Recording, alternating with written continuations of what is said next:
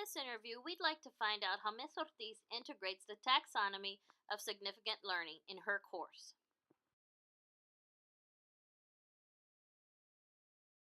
To ensure my students have this foundational knowledge, I expect them to outline each of the chapters that we will be discussing during that particular assignment or week that we're talking about. This ensures that they read the chapters and they dictate for themselves their own set of notes so that they can make sure they understand what they were reading. I also give them specific instructions on how I want this outline done, starting with Roman numerals, capital letters, numbers, and then little letters. This helps them build redundancy whenever they have to create their speech assignment because they will be using the same format.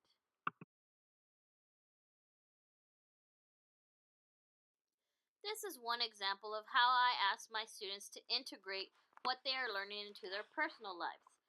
They have to create an interpersonal PowerPoint project on where they choose pictures related to their own interpersonal relationships, and then they choose concepts within the chapter to identify how they understand those concepts through their own relationships.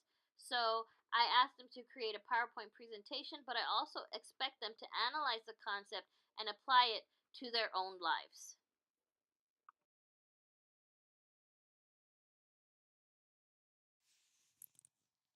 In my class, I'd like to provide opportunities for students to get to know each other and get to know themselves.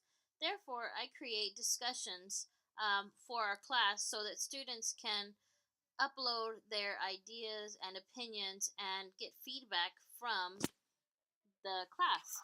So for this message board, we talk about choosing a poem or a story that relates to interpersonal communication concepts that's referenced in our chapter.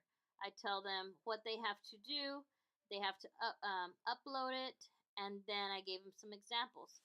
So as you can see, students will upload their work, and then they're expected to respond to each other's work to ensure that they understood what they were saying and ask questions if they had any questions. Um, so this is a way for students to get to express themselves in their own unique ways, but also to interact with their peers and get feedback from them as if they were presenting in a classroom that's face to face. So all of this is done online, and I think this gets just as much communication because in a regular classroom, you might have one or two students raise their hands and like to give examples. But in an online discussion board, everybody's required to participate and post discussions and post comments.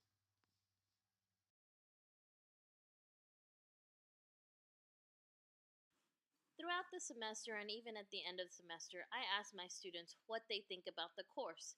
What did they think about the activities? And how did they see themselves grow as learners? The majority of the time, these students say that they really appreciated learning how to outline a chapter because it made them better students.